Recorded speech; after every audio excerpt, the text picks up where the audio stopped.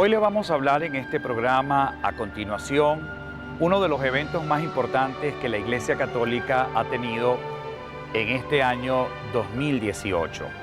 La ejecución de un sínodo de los obispos. Todas las iglesias locales se dieron convocatoria a la Santa Sede para discernir un tema de muchísima importancia dentro de los grandes desafíos que la Iglesia tiene hoy. El sínodo de los obispos. Desde hace mucho tiempo, el Papa Pablo VI inauguró, después del Concilio Vaticano II, esta instancia que le permite a la Iglesia aproximarse a las grandes dificultades y a los grandes desafíos que tenemos en la Iglesia contemporánea. Precisamente el mes de octubre fue una fecha importantísima para toda la Iglesia Católica.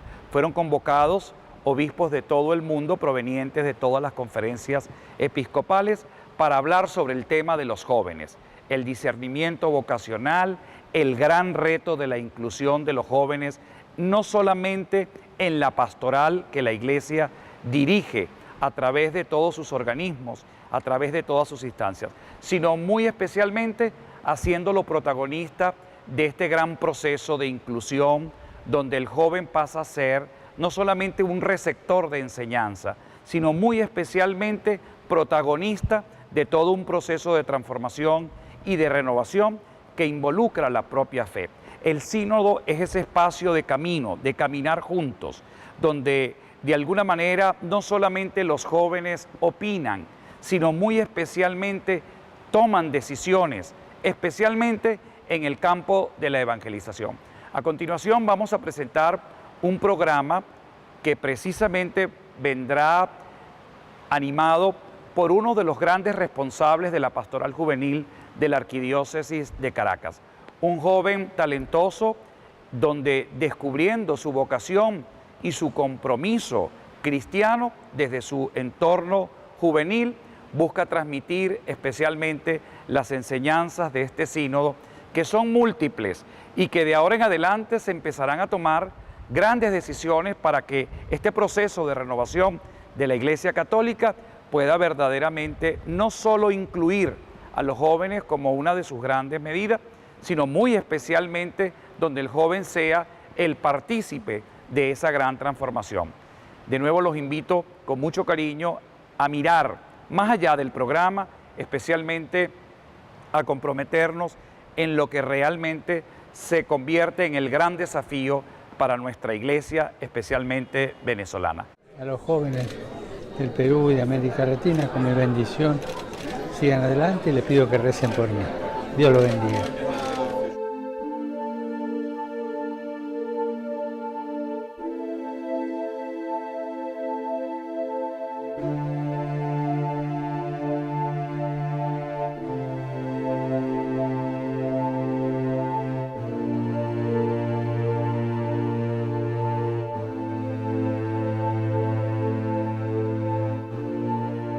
Un poco para hablar sobre el sínodo convocado por el Papa Francisco, esta vez con un toque especial, con el toque de los jóvenes.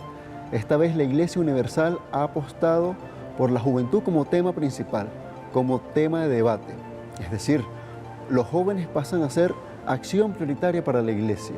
La Iglesia Universal se preocupa por los jóvenes del mundo, los latinoamericanos, europeos, asiáticos, porque la juventud para la Iglesia es signo de la propia Iglesia, signo de vitalidad, signo de esperanza, signo de alegría. Francisco, el Papa Francisco no se ha quedado atrás en esto y sigue apostando por la juventud. Es por ello que se convoca este sínodo bajo el lema El joven, la fe y el discernimiento vocacional.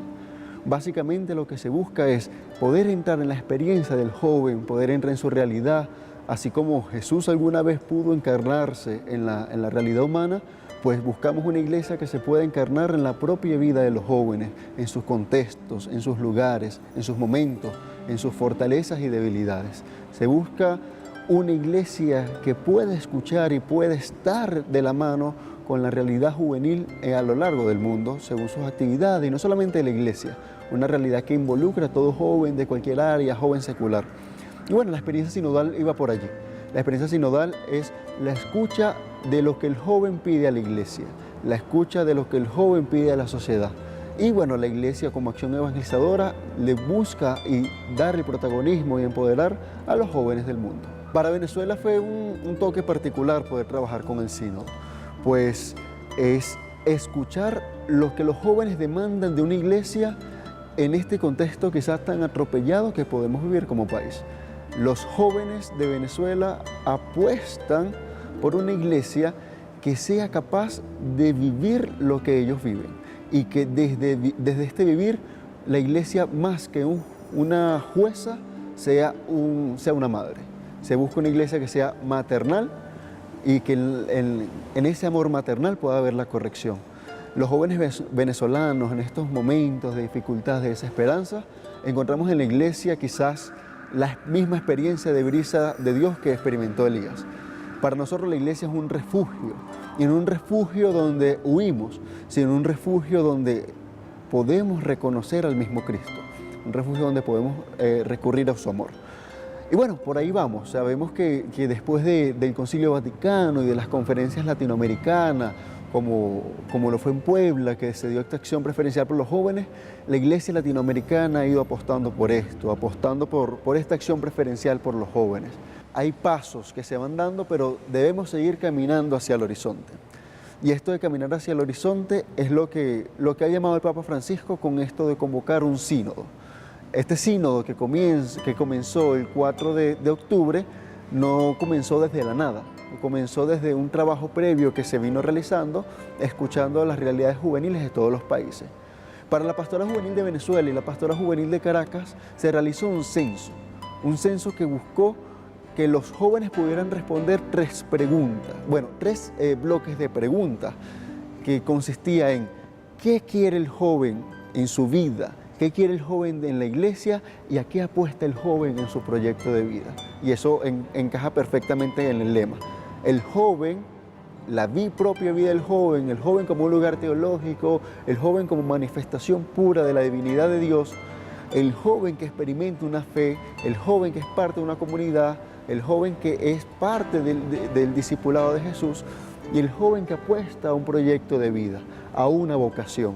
Esto del discernimiento vocacional va también para muchos que queremos apostar por la vida sacerdotal y religiosa, pero también va por aquellos que quieren apostar por el otro como opción de vida, por el otro que necesita del Evangelio, necesita de ese rostro de Jesús y que ese rostro de Jesús se manifiesta en la propia vida de los jóvenes. Es allí donde se busca que la iglesia sea un acompañante de los procesos juveniles. La iglesia latinoamericana tiene años trabajando en esto, años haciendo que el joven sea protagonista de la construcción de la civilización del amor. Pero también es necesario poder fortalecer el acompañamiento. Sin acompañamiento es hacer un trabajo sin fecundidad. Los jóvenes necesitamos sentirnos abrazados y amados por la iglesia. Y es a esto a lo que estamos apostando en la Pastoral Juvenil de Venezuela, la Iglesia venezolana y ahora la Iglesia Universal con este llamado sinodal. Esta es una experiencia quizás un poco controversial, pues sabemos que no es fácil esto de escuchar, esto de poder llegar a una conclusión entre tantos millones de personas que esperan tanto por una iglesia y muchas veces que se antepongan los criterios humanos ante la voluntad divina. Es una tarea difícil y ardua. Pero bueno, los obispos de todo el mundo, específicamente los que trabajan con jóvenes, se reunieron y comenzaron a tratar cada uno de estos temas en tres momentos que se distribuyó a lo largo del sínodo. Este sínodo generó un documento que fortalece la experiencia del documento Laboris, que fue el documento que se pudo armar con la experiencia de los jóvenes que pudieron contestar las encuestas. Este instrumento Laboris que se generó fue el instrumento de trabajo a lo largo de toda la experiencia sinodal. Esta experiencia del sínodo entonces pudo establecerse en otras tres partes que enmarca el criterio pastoral que va a determinar la iglesia para la juventud a lo largo de lo que serán los próximos años. Y esta está basada en la espiritualidad propia de Emaús. Emaús, recordamos a dos discípulos cansados, tristes, afligidos y que se pueden encontrar con Jesús. Un Jesús que los escucha, que los acompaña, que los enseña y luego que los enseña les invita a reconocerle a partir del pan. Y es allí en donde podemos reconocer a Jesús que arde en nuestro corazón y nuestro corazón quiere correr a anunciarle. Esta es la experiencia sinodal. Se divide en 3 momentos. La primera es, y se puso a caminar con ellos. En esto de ponerse a caminar con ellos, recordamos los contextos que vive el joven. ¿Y qué contextos son? La propia realidad juvenil que afronta el mundo. La migración, que es algo que nos afecta directamente a los venezolanos, pero que es un fenómeno que ha venido atañendo a la sociedad mundial a lo largo de la historia. El ser desplazado de sus tierras. Este fenómeno migratorio que vivió Latinoamérica durante las épocas de las guerrillas, durante esto de la Guerra Fría, que ha vivido el pueblo de Siria, que ha vivido muchos pueblos asiáticos, Palestina, Israel, y ahora nos toca vivir a nosotros como población venezolana, es un hecho que afecta directamente a los jóvenes porque se ven limitados de oportunidades. La Iglesia busca ser una madre acompañante para estos jóvenes que o son desplazados de sus tierras o en su misma tierra no encuentran su proyecto de vida. Es allí donde este fenómeno fue hablado, tanto el fenómeno de la migración, el fenómeno de la violencia, el fenómeno de la ideología de género, de la homosexualidad propia que atañe tanto y que en este siglo XXI es un punto tan sensible para la sociedad. Se hablaron de todos estos contextos. Y no para juzgar, no para decir que está bien y que está mal, no para decir hay que hacer esto o no hay que hacer esto, sino para poder entender la propia vida. Eso es quizás lo que Jesús hace. Cuando Jesús se acerca a los discípulos, sabiendo Jesús lo que estaban sintiendo, sabiendo Jesús lo que pasaba con sus corazones, Jesús toma una sola actitud y es la actitud de escucha. Jesús decide escuchar el lamento de los discípulos y para a partir de allí poder iluminarles, poder enseñarles todo lo que refería a la historia de la salvación. Eso quizás nos lleva al segundo momento y se le abrieron los ojos. Cuando Jesús habla, transforma. Escuchar la voz de Dios es enamorarse de Él. Es quizás este segundo momento. Ya un Jesús que nos instruye, que nos da luces y que en este dar luces y que se traduce en la propia acción pastoral de nosotros como iglesia, podemos quitarnos las vendas de los ojos y reconocer que la iglesia es la casa de Dios, que la iglesia es fundada por Jesús, que la iglesia es experiencia viva de Dios. Es allí donde apostaba este segundo. Reconocemos la propia realidad del joven, pero también podemos reconocer que desde esta realidad Dios se manifiesta. Desde la mirada sapiencial, desde esa mirada sabia de entender que Dios entre la desgracia va actuando y va construyendo la civilización del amor hoy en día. Que el reino de Dios no es algo que está ya lejano, sino que día a día se va construyendo con todas las labores apostólicas y de amor que vamos haciendo nosotros como una iglesia universal. Y ya llega el tercer momento, ya el reconocer a Jesús invita a seguirle y amarle con locura. Es ese de ir a anunciar. Los discípulos, después que se encuentran y descubren a Jesús a partir del pan, salen corriendo de nuevo a Jerusalén a decir, sí, el Señor está vivo. Entonces, ¿cómo la iglesia puede decirle a los jóvenes de hoy en día que quizás tienen desconfianza en una iglesia que en mucho tiempo se quedó en el poder, se quedó en la jerarquía, que en mucho tiempo apostó más por las estructuras que por la propia vida? Bueno, es dar experiencia de que la iglesia también apuesta por lo otro, y esto otro es apostar por la propia vida como lo apostó Jesús, que la iglesia también es signo de sacrificio, que la iglesia también es signo de un caminar y que en este caminar también va camino del Calvario para la resurrección. Así como el grano de trigo debe morir para dar fruto, la iglesia también apuesta a eso, a morir para dar fruto y morir encarnándonos en la propia vida del otro, en la propia vida de aquel que desesperanzado encuentra la luz, de aquel que en la oscuridad encuentra la frescura, que aquel que en el desierto experimenta la brisa de Dios. Es una experiencia difícil lo de hablar de una iglesia sinodal, porque es una iglesia de escucha. Es una iglesia que no solamente está marcada en lo que dicen los pastores, lo que dicen nuestros obispos y nuestros sacerdotes, sino también lo que dice aquel joven que hoy se levantó sin tener un plato de comida, o lo que dice aquel joven abandonado por su familia, aquel que sufrió de abusos sexuales y ahorita tiene una orientación sexual quizás catalogada como desviada, porque ha tenido una historia de vida que lo ha llevado a eso. Entonces, es ahora en estos contextos propios de la vida del joven donde realmente podemos encarnar la acción salvífica de Dios. Fueron discusiones, fueron jornadas largas desde el 4 hasta el 28 de octubre. Jornadas donde se fueron trabajando los tres aspectos que ya se le mencionó del sínodo: el joven, la fe y el discernimiento vocacional, a partir del instrumento laboris. A partir de allí, bueno, estas experiencias comunitarias junto al Papa Francisco, donde hablaban tanto los obispos invitados, los padres sinodales, que de Venezuela los padres sinodales fueron Monseñor Mariano Parra, arzobispo de la Arquidiócesis de Coro, y Monseñor Hugo Cabeza, obispo de la diócesis de Punto Fijo. Como parte de la delegación venezolana también estuvo María José Rojas Trocelis como auditora, invitada especialmente por el Papa Francisco como auditora del sínodo. María José es actualmente la directora del Departamento de Pastoral Juvenil y Adolescencia de la Conferencia Episcopal Venezolana.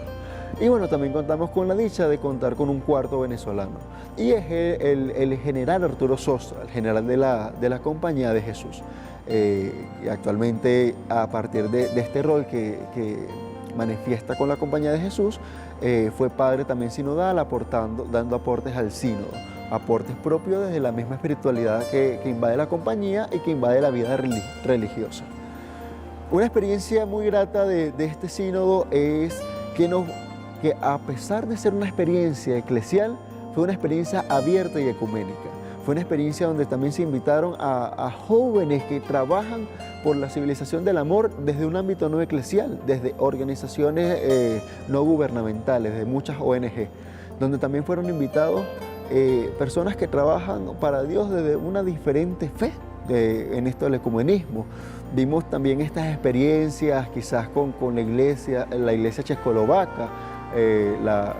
Causó mucho ruido esto de la joven sacerdote, pero fue una experiencia de comunión que da pasos para esto, para lo que estamos apostando de una iglesia que suma. Sabemos que aquello que divide, aquello que fractura no es de Dios, pero el Papa Francisco y esta iglesia en este renovar, bien como algunas veces lo hizo Francisco de Asís, en este renovar, busca reconciliar una iglesia, la iglesia de Jesús. Y el reconciliar parte desde una acción que viene de lo más humano, que es el escuchar. Y es a partir del escuchar donde se pueden obrar las grandes maravillas de Dios. El sínodo termina, el sínodo acaba el 28, pero no queda como un documento que se elaboró y quedó guindado en la memoria histórica de la Iglesia Universal. Es un documento que invita a poder profundizar en la vida del joven y darle acción preferencial, como se mencionó en Puebla y como se rectificó en Santo Domingo.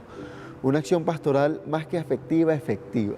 Una acción pastoral desde la propia vida, una acción pastoral encarnada, una acción pastoral que sea el vivo reflejo del rostro de Jesús, una pastoral que pueda llegar a los rostros de los marginados y excluidos, de los desesperanzados, una pastoral que apueste por la unidad y por la fraternidad, una pastoral que busca es hacer evangelio desde del propio misterio de la encarnación.